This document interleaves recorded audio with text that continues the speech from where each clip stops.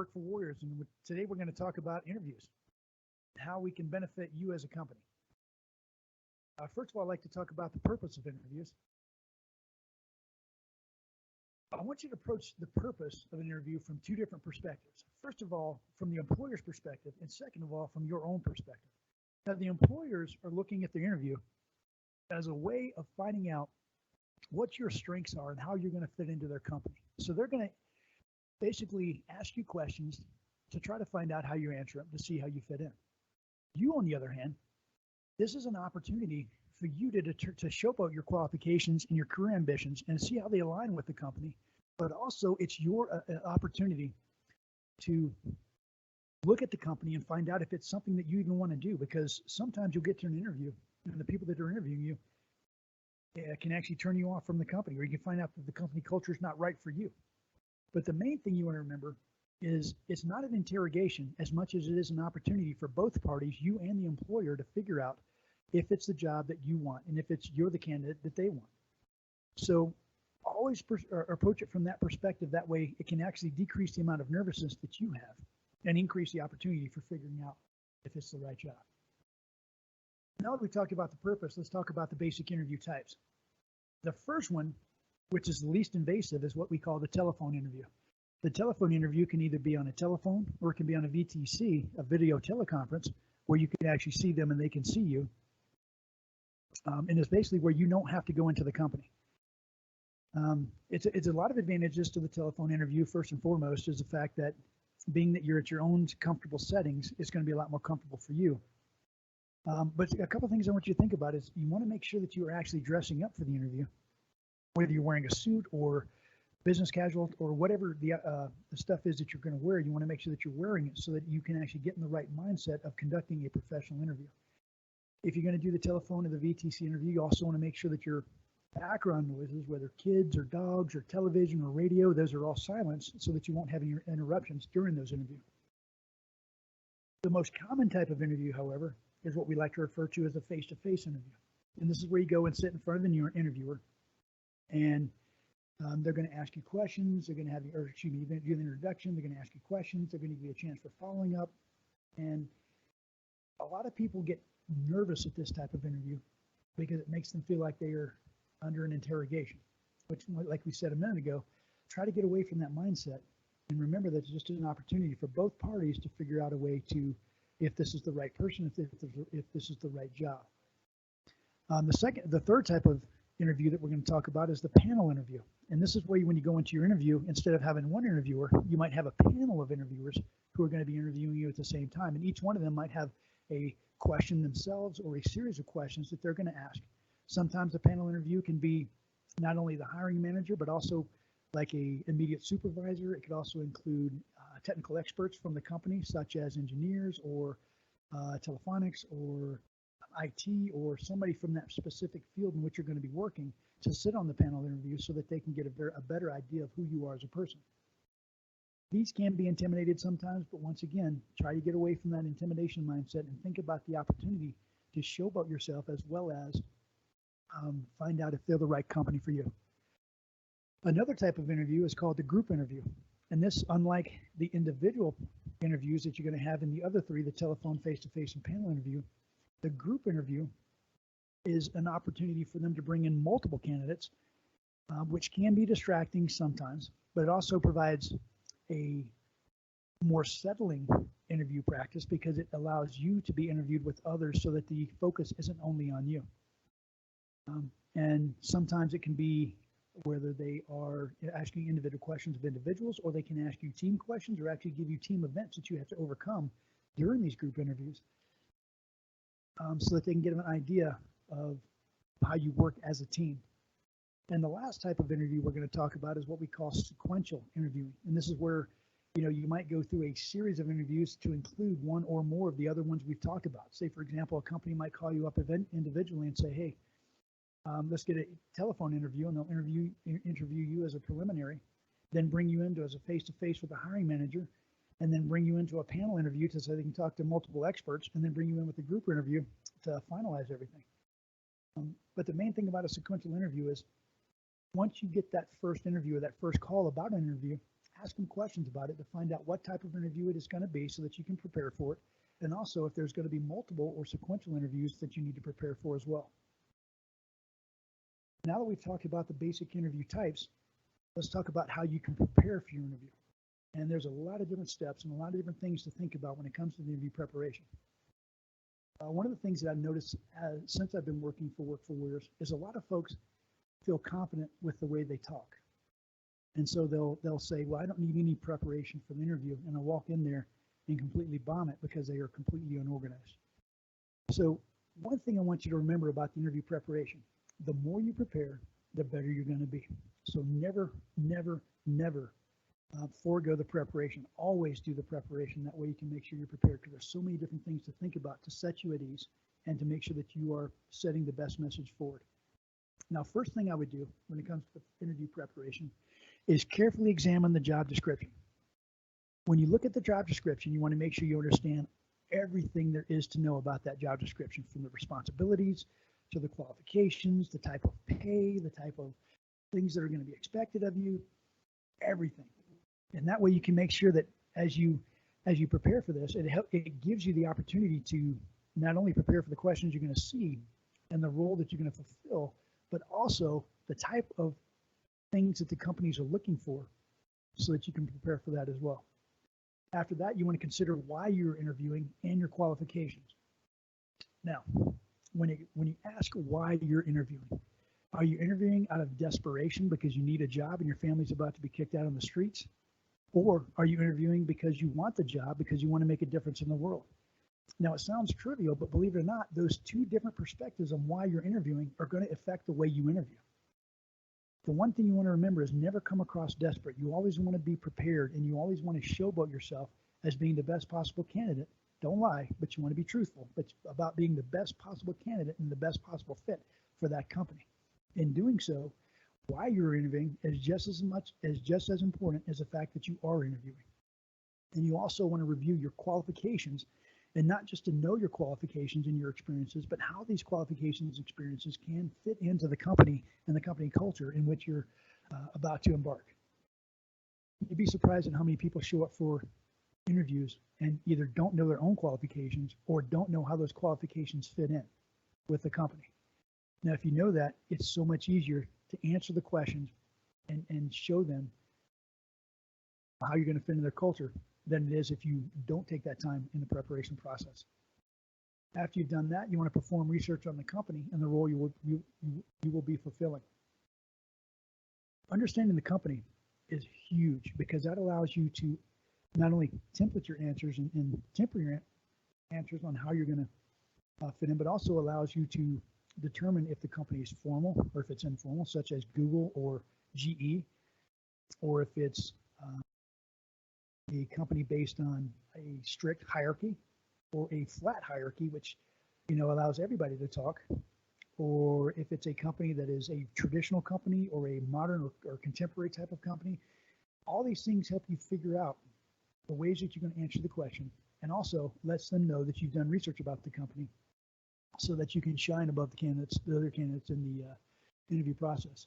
And you also want to make sure you research the role you're going to fulfill, because if you're walking in there to be a janitor and you're answering questions at the PhD level, then you might have a problem, or vice versa.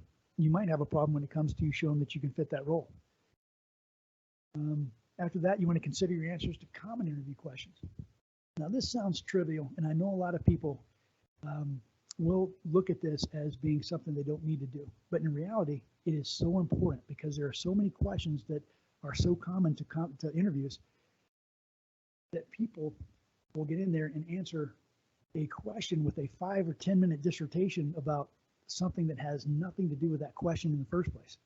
But if you consider your answers to common interview questions, such as what's your greatest weakness, not only can you answer the question, but you can show how that question and your answer can actually help them pick you as a candidate, because of the way it shows that you fit into the company culture. But if you're not prepared for that, these common interview questions, believe it or not, can stump a lot of people. After you've considered your answers to these common interview questions, next is to practice your speaking voice in answering interview questions, as well as the body language that you're going to use to accentuate the stuff that you're talking about. When we look at a lot of people that come in for interview preparation, one of the things that cracks me up about folks is the fact that many people have never watched themselves talk and have never watched themselves when it comes to their body language. And they don't realize the hidden messages that they're sending, whether it's the frown, when they're answering a question that completely betrays the answer that they're giving, or the way they use their hands, or the way they're slouching, or the way they're sitting with their chest popped out and their shoulders back, or their head, moving from side to side, or the fact that they do or do not give eye contact. So practice your speaking voice. Practice it either in front of a mirror or in front of a video camera so that you can critique yourself and get better when it comes to presenting yourself during that interview. After you've done that, you want to make sure that you prepare several thoughtful questions for the interviewers themselves. Don't just ask, well, what's my typical day like? Actually do some research on the company itself and ask some questions that will spark the interviewer's interest in you, but also showboat your ability not only to research the company, but also come up with stimulating thought so that you can showboat your critical thinking skills. And it's always good to have these questions prepared in advance so that when you ask them, it seems natural instead of trying to stammer through something or remember something that you forgot. Now, after you've done these things, something that we at Work for Warriors provide is we provide mock interviews and interview preparation services themselves. And what I suggest you do is actually take advantage of those and conduct mock interviews. Actually come in there and work through the entire process from the beginning, the greeting, to the handshake, the eye contact, using the interviewer's names, going through the entire interview process, going through the interview wrap up, and conduct these mock interviews and allow us to give you or have the ability to critique you and give you pointers on how you can improve your interview, not only process, but presentation as well. And if you do that, the more you do, the better you will become, and the more easy these interviews will seem, and the better presentation you will have for the companies that you're interviewing for. All right, so after you've done all these different things, now it's time to physically prepare for that interview.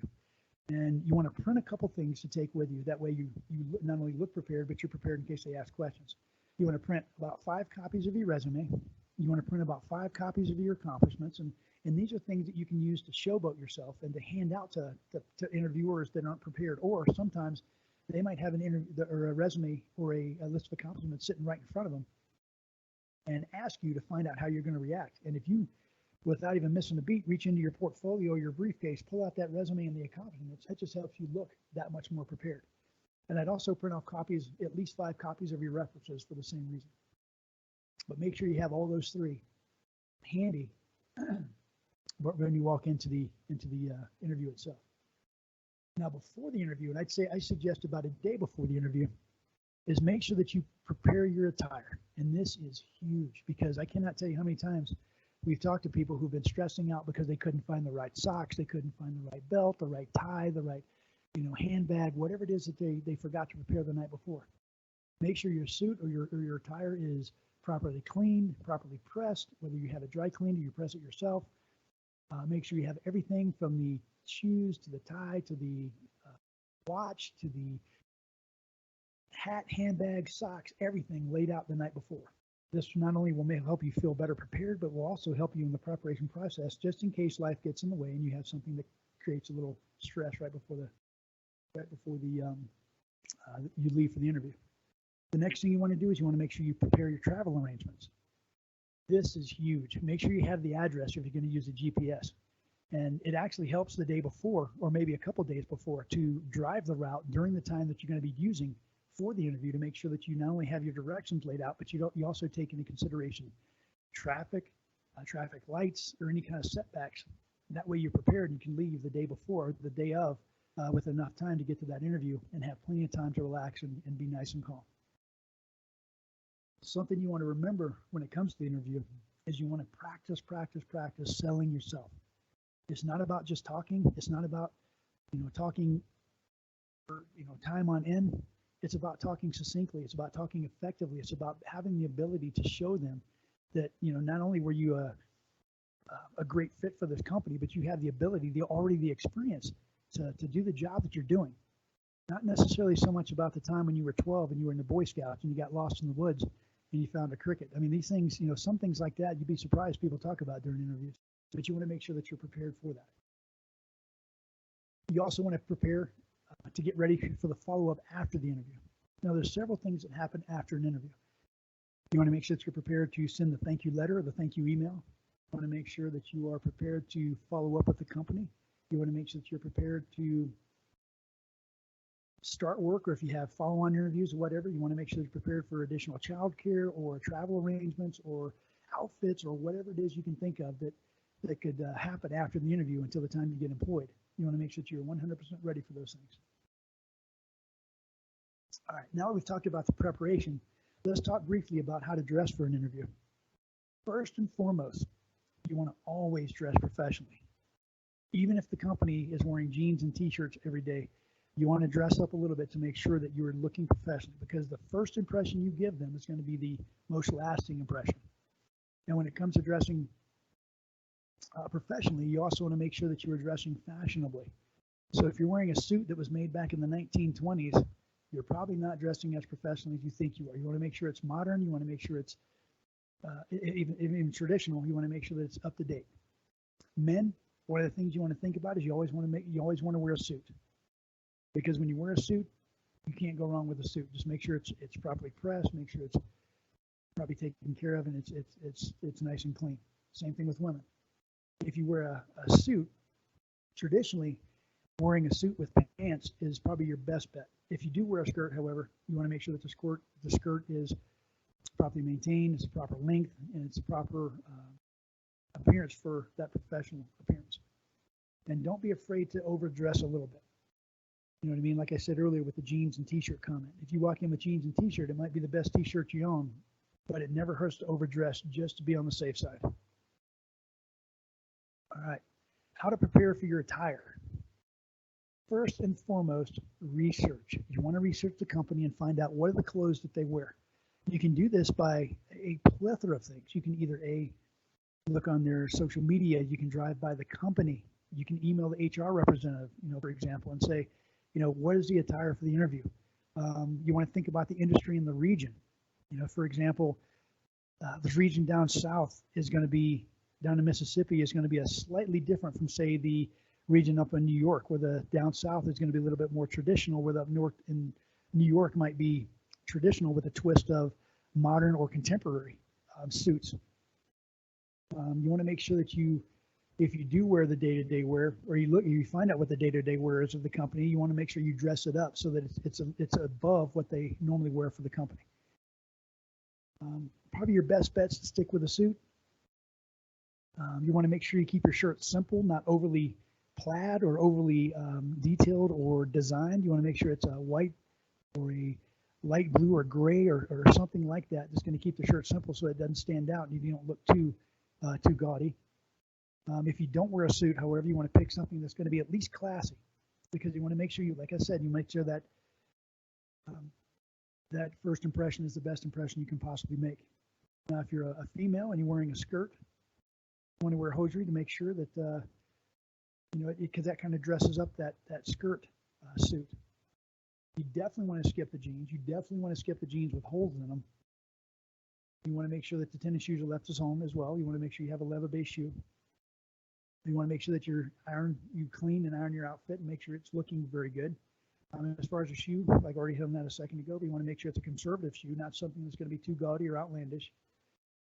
If you're going to wear jewelry, you want to make sure that you have a minimal amount of jewelry to look professional. You don't want to overdo it. You want to leave the excessive nose rings and earrings and things that are just gaudy out of there, and make sure it looks nice and conservative. And if you're going to wear makeup, make sure that you wear a conservative amount of makeup. You want to make sure that you're not sending the message that you're going after Batman and that you have way too much makeup on. You want to make sure that it's nice and conservative and it looks respectable. And it does help to carry either a briefcase or a portfolio to carry the other stuff we talked about earlier, like the resume, the accomplishments, and the references, or the writing utensils or the note-taking material, to make sure that you have that professional demeanor. Because one of the worst things you can do is walk into an interview and drop your resumes and pens and paper and pads all over the floor because you didn't have it in a briefcase or portfolio. Now for women, this is just a picture of some of the attire that they suggest for women. I got this from the internet.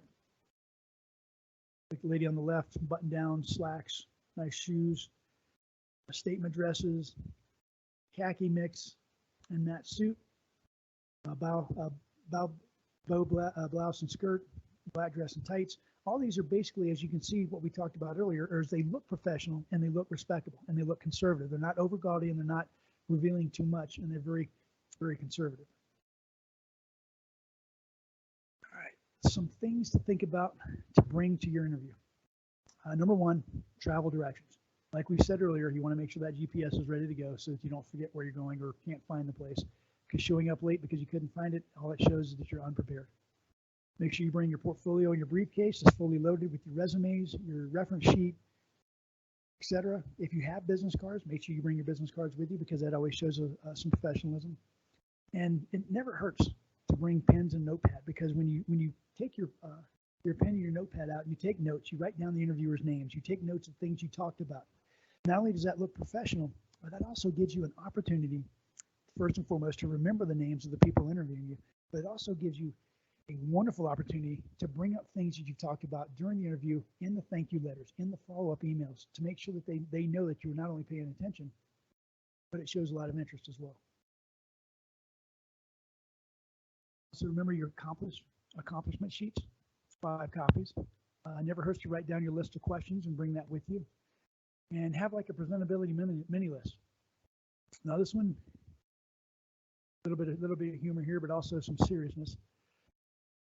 A couple things to think about is you want to make sure you're well dressed. If you have eaten lunch, you make sure you brush your teeth, make sure you don't have anything poking out of your teeth, bring some breath mints so you have good breath, a floss, make sure you're wearing deodorant. All these things you would think are given, but believe it or not, some people forget them, and either in the stress or the rush of the moment, and you want to make sure you have these available to you just in case you need them. Now, if you bring your phone, you want to make sure that your phone is silenced. You do not ever want to get a call or a text or answer one of those during an interview because that definitely looks unprofessional. And you want to make sure you have a government-issued photo ID to bring with you too, just in case there's government access or security access that you have to go through, or you have to prove that you're actually the person that's doing the interview. Sometimes they will ask you for those photo IDs, so make sure you have that ready and available for you. And last but not least, make sure you bring that confidence. You would be surprised at how many people forget the confidence and the good attitude when it comes to interviewing. They show up and they've had a bad day. They've got stuck in traffic. They're spilled some coffee on their outfit, whatever. None of that matters. Once you show up there, have your confidence that you built in preparation and practice. Exude that confidence, exude that good attitude, and shine. Always remember that. Now, here's some things that you do not want to bring to an interview. Number one, strong perfume and cologne. You're there to get a job, you're not there to get a date. So make sure that you do not send people running out of the room because of tear gas because you have too much cologne or perfume on. You want to make sure that you do not bring bogus knowledge. In other words, don't make things up as you're going along. Don't try to make things up. Don't bring up things that you haven't done. Don't bring up things that you didn't research. Leave all that stuff out of there. Only bring what you know and stay with what you know. Leave your desperation at home. Regardless of how bad you need that job or how bad your family's financial situation is or how bad you want it, never bring desperation to a job interview because they can see through that, and that will be one of the first reasons why they cut the interview short and send you on your way. Another thing you don't want to bring is a bad attitude. Because if you walk in there like you own the place, or you walk in there as if these people are beneath you, or you walk in there as if you're having a bad day and you're grumpy, that's the fastest way to turn somebody off. Just like my father told me when I was a kid, you get a lot more done with sugar than you can with salt. So make sure you bring a positive attitude and leave that bad attitude at home. Don't bring food or gum. You don't want anything in your mouth. You don't want to be chewing on anything. You don't want to be eating there because number one, it shows your lack of preparation. Number two, it's rude and you didn't bring enough for everybody else. And number three, it shows complete unprofessionalism to bring food to an interview. Same thing with your drinks. Regardless of how cool you are and how cool that Starbucks coffee cup may look in your eyes, or that self-bought coffee cup that's super gourmet and Gucci, do not bring that with you. Do not bring a hat with you. And if you have piercings or tattoos that are excessive, do not bring those piercings and tattoos with you. Leave those at home, at least for the interview. Because once again, All these things send a message to the interviewers, and you want to make sure that that message you send is completely professional and 100% accurate. All right, now we've talked about the what to bring and what not to bring. Let's talk about some interview basics. First and foremost, and we're going to interview, we've hit this over and over and over during this interview discussion. Prepare, prepare, prepare. If you're not prepared, it will show. And you can never be too prepared. Practice your answers, do your mock interviews, make sure you have all your paperwork, things that you're doing to make sure that you're ready. One of the greatest speeches I think I've ever seen was a gentleman who was wearing a suit. He gets up there and talks about several different scenarios, and he pulled out probably 4 or 5 different pieces of paper during that discussion from different pockets on his suit, and each one was exactly where it needed to be at the time that he pulled it out. He referred to it, put it right back in there as if it was part of the process, and he did that because he was prepared, and it gave the audience an incredible amount of awe to his ability to speak, because not only did he speak well, but because he was so prepared, everything looked so smooth. Same thing should be with your interview. Make sure you're prepared. Make sure you're dressing for success, because believe it or not, that first perspective or that first visual that they see of you is gonna go a long way. If you look like you're dressed for success, they will treat you like you're dressed for success. If you look like you're just you pulled your stuff out of the bottom of the laundry hamper, guess what? They're gonna treat you like you're at the bottom of the laundry hamper. So make sure you're dressed for success. Another thing you want to consider is be on time, but you don't want to be too early, because there's nothing creepier than have somebody sitting at that interview for a half hour waiting and just looking uncomfortably at that receptionist. So if you're going to be there, make sure maybe 5, 10, maybe 15 minutes at the max. If you get there before that, walk around the building, sit in your car, whatever, practice, but show up about 5 or 10 minutes, maybe 15 minutes prior to the interview. Next, you want to make a strong impression. One of the funniest things I've ever seen in my life. I just love it when you have these big, muscle-bound, guys walk into an interview and completely mouse up because they're nervous. Or you have a beautiful person walk in there, or somebody who just looks when they walk in there with the, with the suit and they got their shoulders back, and they give you just a weak handshake, or they don't even look you in the eyes. So everything you do is going to add to that impression. So make sure that what you're doing is practice, well rehearsed, and strong. The next thing is you want to smile and show enthusiasm throughout the process, which helps with that impression. One thing I was always taught is make sure that there's a receptionist. You treat them like they're gold. You make sure that you're well-mannered. You ask them politely. You say please and thank you. And you want to make sure that you're smiling, because that warms people's hearts. They say that one of the things you can never give away is a smile, because it usually always comes back to you. So always make sure you make that good impression by smiling and showing enthusiasm and being positive. Another thing is make good eye contact. Now, I'm not talking about staring somebody down as if you're, staring the executioner down, but you want to make good eye contact, and you want to make eye contact with everybody in the room. Not too long where it's creepy, but you want to have good eye contact that's going to say, hey, I'm confident and I'm interested in making a connection with you. And it goes along with that is your body language. Make sure you have good posture. Make sure you have good hand gestures. Make sure you're walking across a room confidently. Make sure that your body language is exuding the message that you want to send, not the message that you're terrified of having them receive.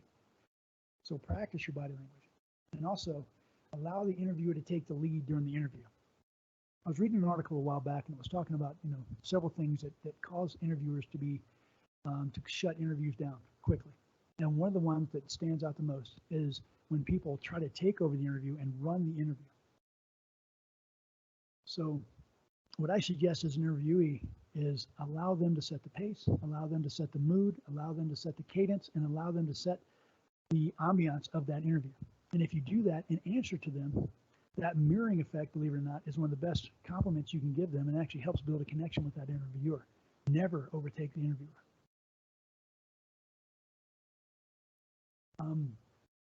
Another thing you want to think about is you want to answer the questions.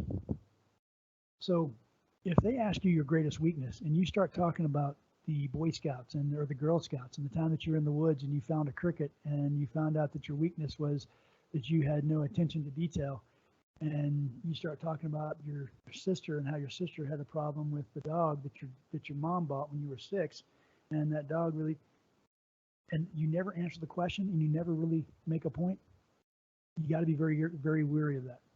Answer the question succinctly and effectively and as quickly as possible while giving them the answer that they need to hear. And we'll talk more about answering questions here in a few. And believe it or not, be positive. This is something that a lot of people forget. And I'm talking about not only in your demeanor and not only in your presentation, but also in the answers. So for example, if they give you an answer about, or give you a question about how you reacted to one of your bosses or to a situation you had at work or to a experience that you had in the past, and you start talking about it, and then you start talking negatively about either the people you work with or the experience or the boss or the company itself, then that makes them wonder how long is it going to be before you talk negatively about them. So what you want to do is always put a positive spin on it. Yes, yes, it was a bad experience. Yes, he or she was a bad boss. Yes, the team that you work with, threw you under the bus. Regardless of what that negative situation was, always turn it to a positive. I went through this experience, but this is what I learned from it. This is how I turned it to a positive, and this is how the company benefited. That kind of thing is going to actually impress them a lot more than if you badmouth someone. We've already talked about concise and not too lengthy. And we want to sell yourself and what you have to offer. Now, this is where you make your money right here. When you sell yourself and what you have to offer, you always want to remember to connect it to the company and what their needs are. That is huge. And we'll talk more about that here in just a few minutes. Now, you want to tout your achievements and be very specific with numbers when you're answering their questions. This is huge because if I walk in there and I say, hey, I've done a great job, I've saved the company lots and lots of money, that tells them absolutely nothing. But if I can tell them something to the effect of, last year we had a project that I worked with. I led a team of 6 people. We analyzed the process that we were working on. We wrote several standard operating procedures. We decreased the man hours required on the process. We saved the company $100,000 in a 1 quarter time period. And we actually finished the job 15% faster than it would have been done if we wouldn't have taken these approaches. That's a lot more in detail about the accomplishments that we've made. You also want to convince them of your work ethic and your abilities. And this is key. This is more how you answer the question and the things that you talk about than the actual answers themselves. We'll talk about that here in a few minutes, but you want to make sure you talk about your work ethic and your abilities, and this is key. You also want to assess the company culture. Now, this is where you start analyzing them to find out how they answer questions, how they, not only how they answer, but how they treat you during the interview. And you want to find out, is the company culture right for you? And this is where you're you're interviewing them as well to find out if you're a proper fit and whether the company is right for you.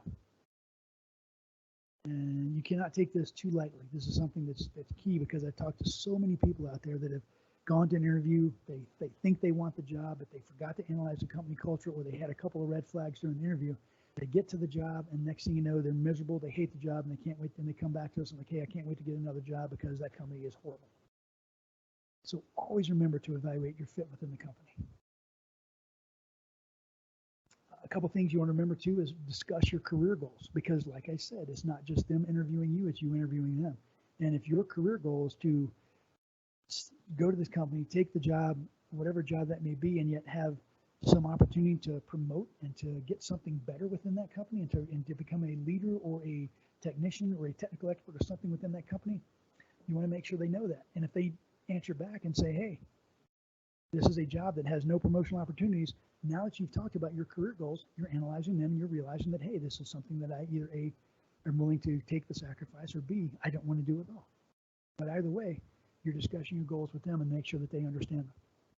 You also want to demonstrate your outstanding communication skills.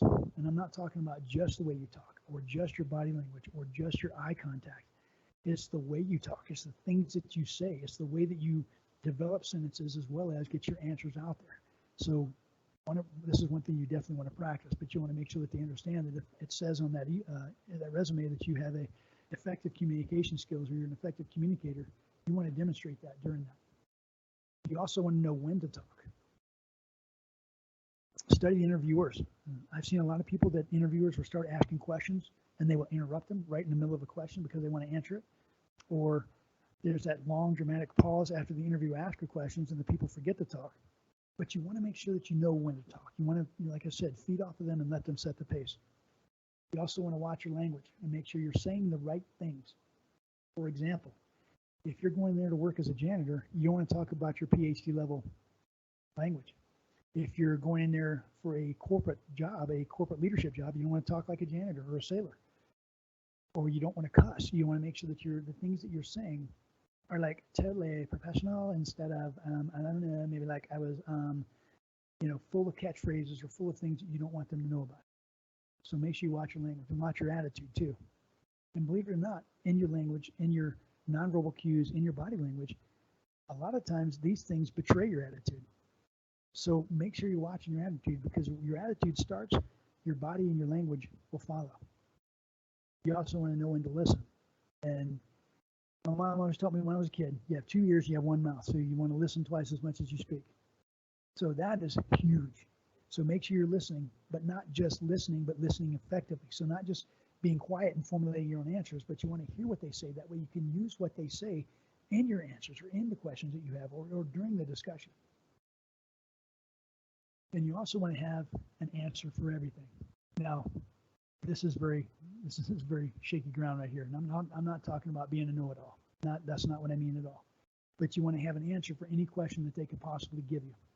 And the reason why you can do that is through your preparation, through your research, through your learning about the type of interview questions that they may ask, or the type of company culture, or the type of questions that they've asked in the past. But you always want to make sure that you have an answer for everything that's going to be both effective, it's going to be knowledgeable, it's going to be displaying everything that we talked about above.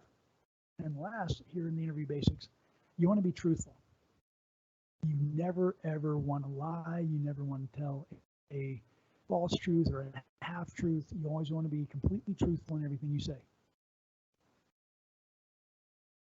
Except for when it comes to about your interaction with your last boss, and let's just face it, your boss will be complete. Well, you might not want to say that the boss is a complete jerk. You might want to approach that from a different perspective of, my boss and I didn't get along personally. However, we had a very strong professional relationship, and this is how we've worked on our relationship. Because that shows not only that you didn't get along with your boss, but it also shows how you as an employee had an effective communication skill, an effective way of getting around the fact that you had personal differences. Still, you want to be truthful. Just be very careful in how you're being truthful.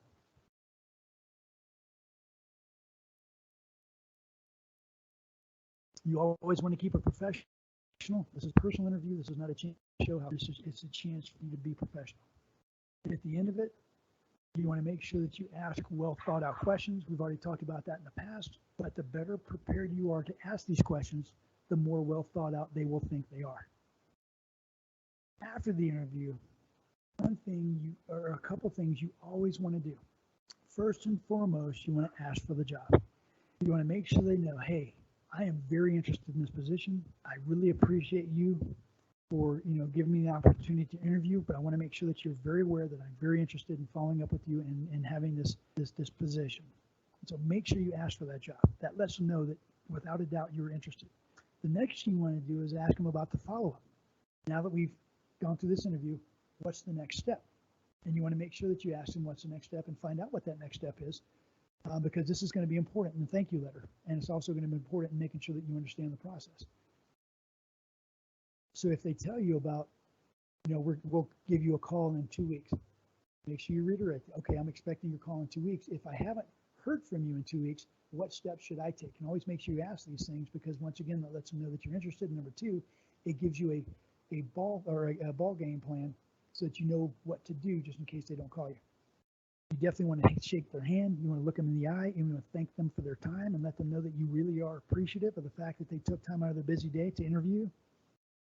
And then afterwards, you want to send a thank you letter or email, and you want to make sure in that thank you letter or email, which we'll talk about here in a little bit, has information that we've already talked about before.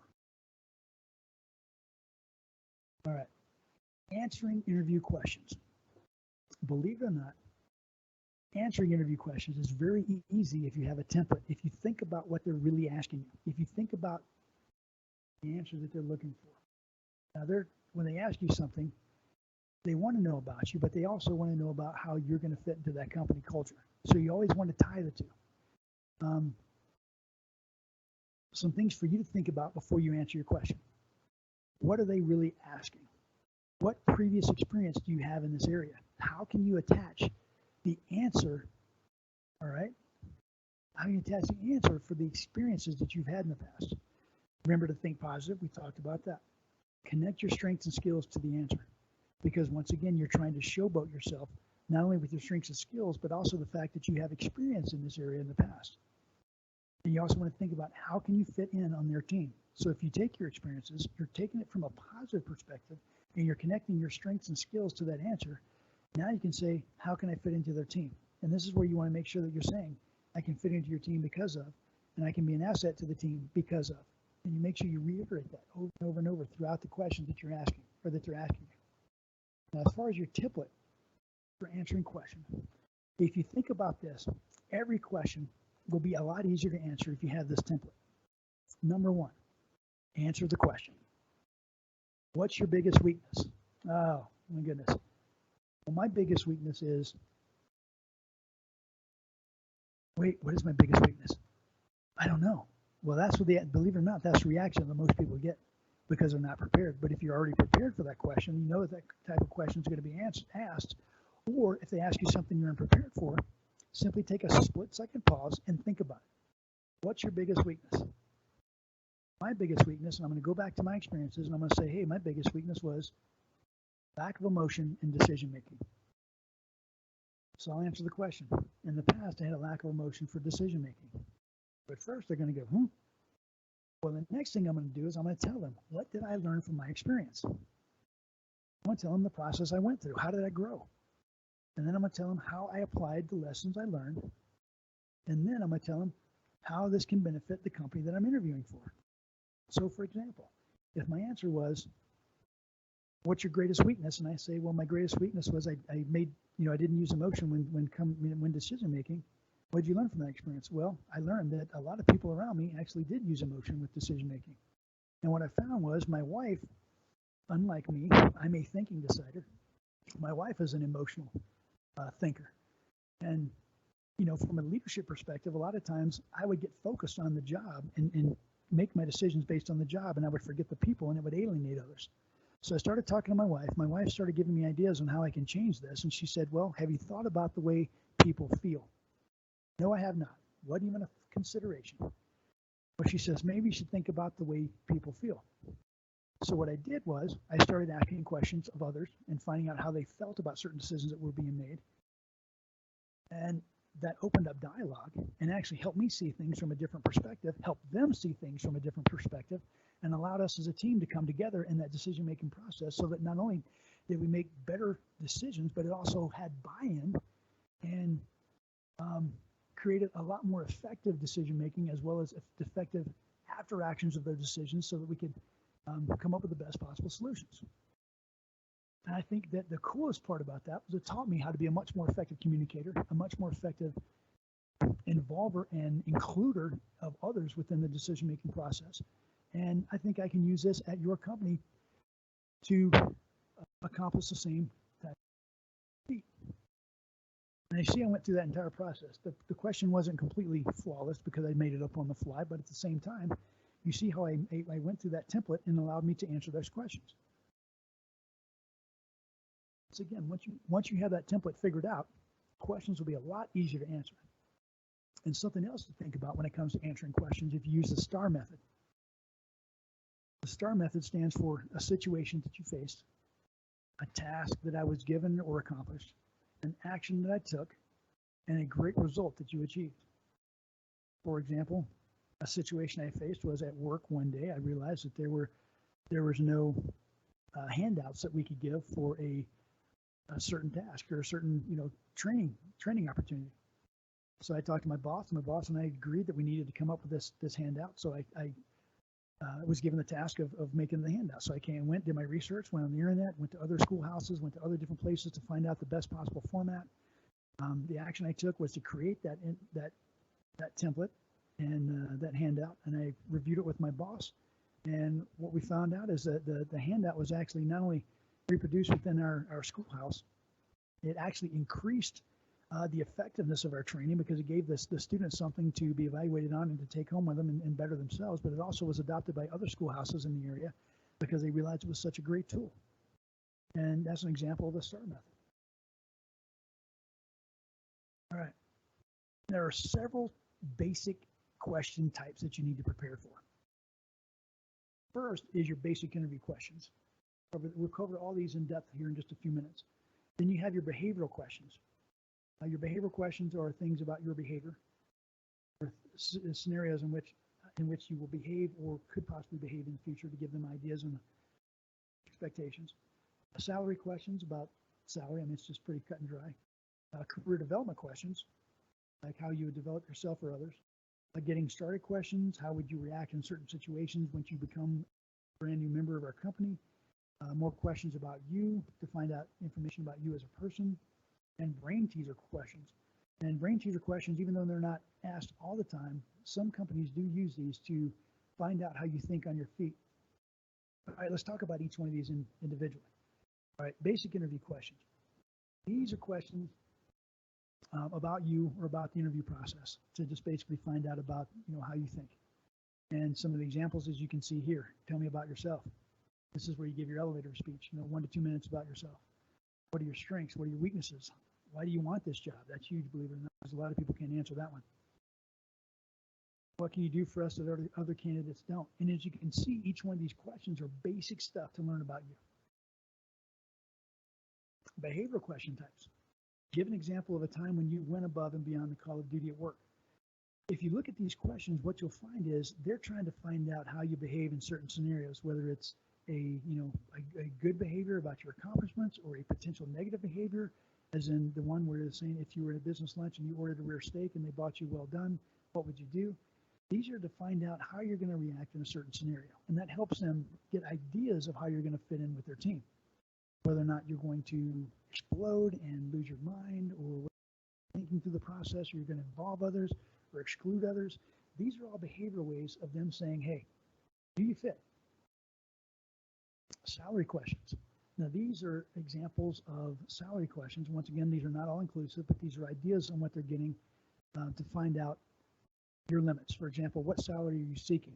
So if they have a job that's going to pay anywhere between $40,000 and $50,000, and you're seeking $100,000 a year, then they're going to be like, well, obviously, we're not offering him the rest, or he undershoots himself or overshoots him or herself.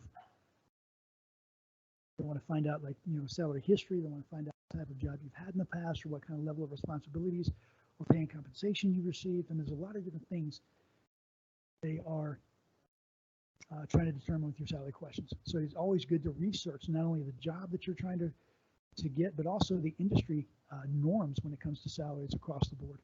That helps you make sure you're asking for the right ballpark and showcase that you've done your research.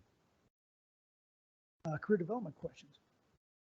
Now, these are questions about you to find out what your career development goals are, what your career development history is, and how you view career development. So, for example, if they ask you, how do you want to improve yourself over the next year? This is a question about basically, are you stagnant? Are you the kind of person that's going to look for a job and stay the same? Or are you the kind of person that's going to better yourself and better others and make our company a better place? So you always want to have that perspective when it comes to answering these career development questions.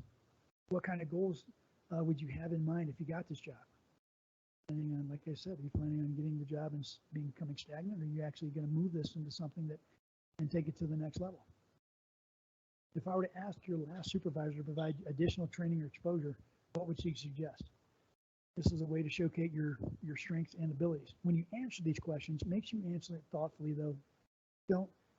Don't just answer a question with, oh, I have no weaknesses, or they would never provide additional training to me because I was so good at it.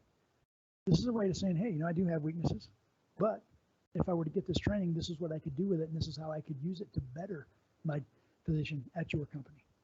Always have that positive spin. The next subject is getting started questions. For example, take the top one where it says, how would you go about establishing your credibility with the team? These questions are to find out how you're going to, once you show up, how are you going to hit the ground? Are you going to hit the ground running? Are you going to need help? Are you the kind of person that needs to be babysat? Are you an independent and autonomous thinker? These are ways to basically showboat the fact that you're the kind of person that's going to show up ready to work and ready to be successful from day one. You know, what do you see yourself doing within the first 30 days of this job? Well, you want to have a well thought out answer. Are you going to show up and be like, I'm just going to learn the job and try my best? Not a good answer. But if you walk in there and say, hey, I'm going to learn the company culture, I'm going to try to simulate with my team, I'm going to come up with a series of goals and objectives and tasks that I'm trying to accomplish over the next 30 days to not only better myself, but better those around me. And, you know, have something that you can use that's tangible, that's going to be able to give them an idea of who you are as a worker and as a team member. The next type of question is more questions about you. Once again, these are questions for you to show about yourself and to show them that what kind of person you are. And if you look on there, it'll show you that, like, for example, how would you describe your work ethic? This is a way of saying, hey, this is who I am. This is the things I bring to the table. But you got to be very careful, because some of these questions can be great ways to show about your ability to be a team member, or some of them can actually trap you into being negative. Like, for example, what do you think of your previous boss? Dangerous question if you're negative. If you're negative, oh, my boss is a jerk, I hate that dude's a piece of, wait a minute, nope, don't go that route. Even if you hate your boss and your boss fired you and you would rather watch them get, run over by a bus, you do not project that during an interview. You always want to be positive. Well, my boss and I, we did not get along. However, we worked together professionally and I made the best of it, and this is how I did it. And this is how I work with people that I do not get along with, because I want to make sure that we have that positive environment. Once again, always remain positive. What are 3 positive things that your last boss would say about you? What are negative things your last boss would say about you? Once again, these are ways of showboating yourself and showing them that not only are you an introspective and thoughtful individual, but that you realize you're a human being. But if you give a negative, or if you give a positive, you want to make sure that you show them how it fits into their culture, number one. Number two, what you learned from it, and how you can benefit, even if it's a negative, how you can benefit their team through the things that you've learned from that negative example. For example, my boss could say that I could be impatient sometimes. Well, a lot of people will look at that initially and say, well, great, he's impatient. I don't know if we want him on our team because we want him being a jerk. Well, the reality of it is, my boss would tell me, when I first started working there, told me that I was impatient with others, that I would, be quick, or I'd short with them sometimes in order to answer questions, or I get frustrated when they needed help.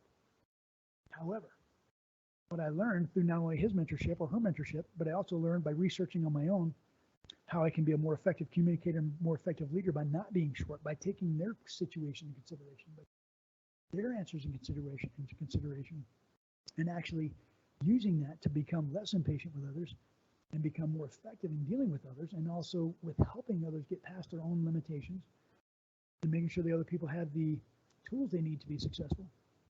So that now my boss never would say that I'm impatient. He would say that I'm an effective leader, and I'm effective at not only helping others, but also setting them up for success so that they can succeed and help our company succeed. So see the difference there with that negative thing the boss would say? One was, yeah, you say that I'm impatient, and just leave it there, which is bad. Or I can work my way through that process by showing that template that I showed you earlier about how I can take them on the walk and make it more effective. But the main thing is stay positive. Now, brain teasers.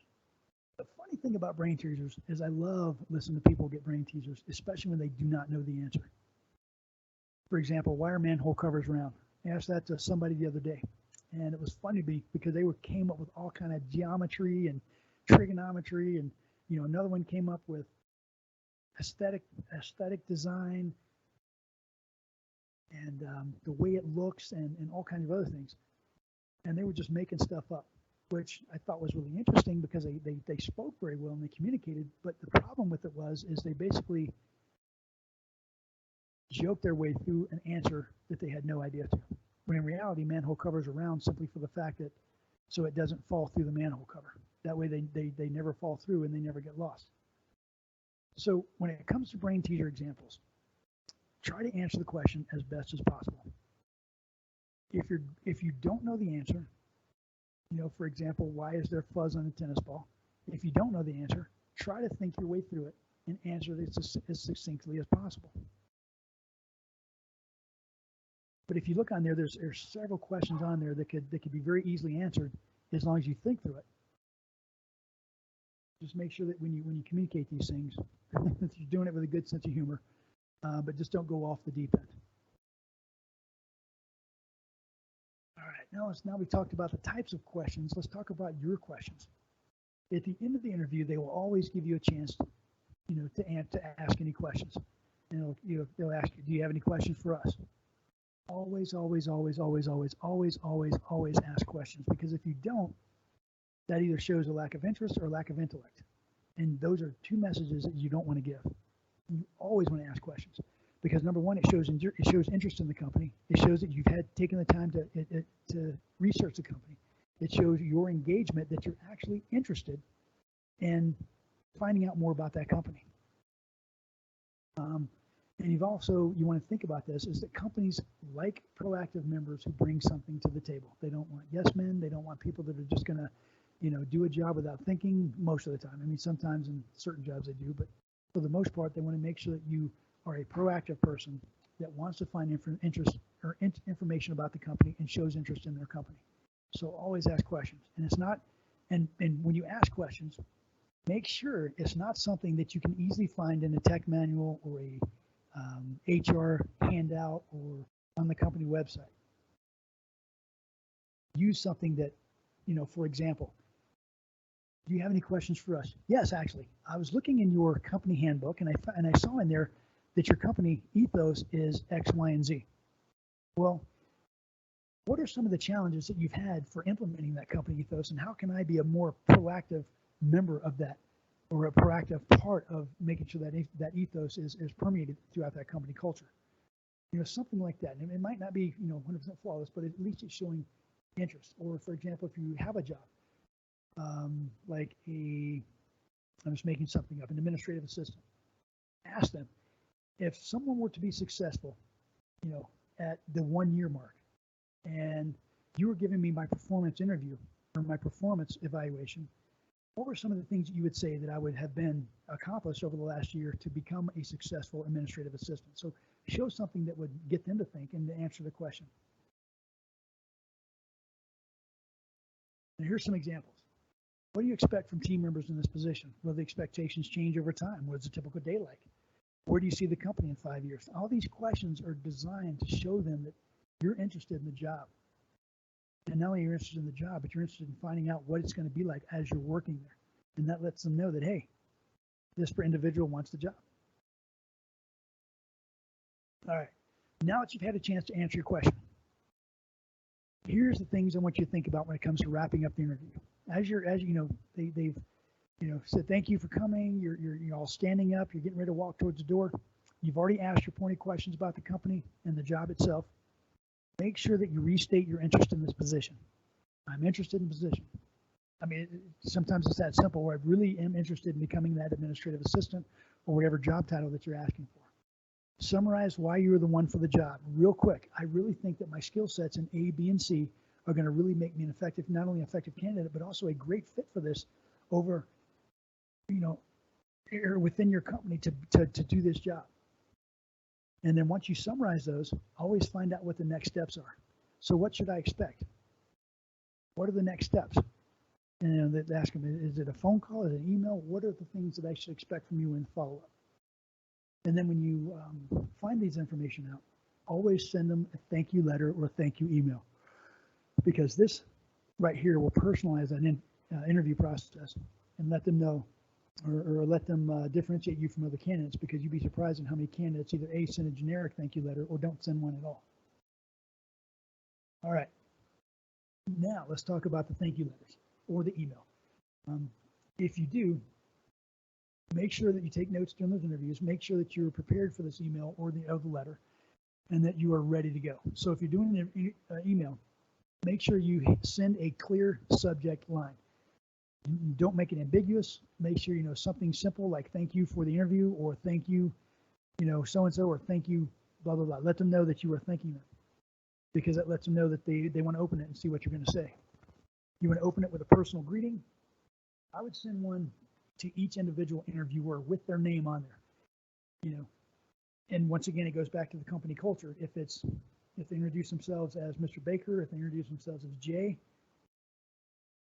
make sure you send them that personal greeting according to that company culture. Dear Jay, dear Mr. Baker, make sure you do your research. Then express your appreciation. Thank you for allowing me to, for taking time out of your busy schedules, your busy day to interview me. I really appreciate the opportunity to have the discussion. Make sure that appreciation is well known at the beginning of that email. Also restate that you are interested in that job. I am very interested in assuming the role of administrative assistant or whatever the job title is. And I'm really interested in becoming a member of your team, becoming a part of your company, becoming a part of projects you have coming up, whatever. But you want to make sure you restate that interest in that job. You also want to refer to something specific that you discussed during the interview. For example, let's say you asked a question about a project they have coming up, and the project is to create, 1,000 more widgets to increase effectiveness and productivity over the next 12 months. Let them know, hey, I'm very interested in taking over this role as a widget producer. And as you talked about the new upcoming project where you're trying to increase the production of 1,000 widgets a month, which is 10% of your widget production, I would really like to be part of that process, and here's how I think I could be effective in that. And then let them know that, hey, these are things I think that my skill set is going to allow us to help increase those widget productions. And then make sure you say that you can provide additional information and remind them about the established response deadline.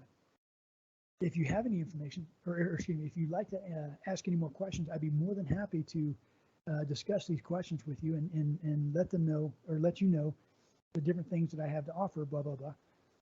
And at that point, you want to make sure to say, as we discussed during the interview, I'm really looking forward to receiving your phone call or your email within the next 2 weeks so we can further discuss my employment at your company.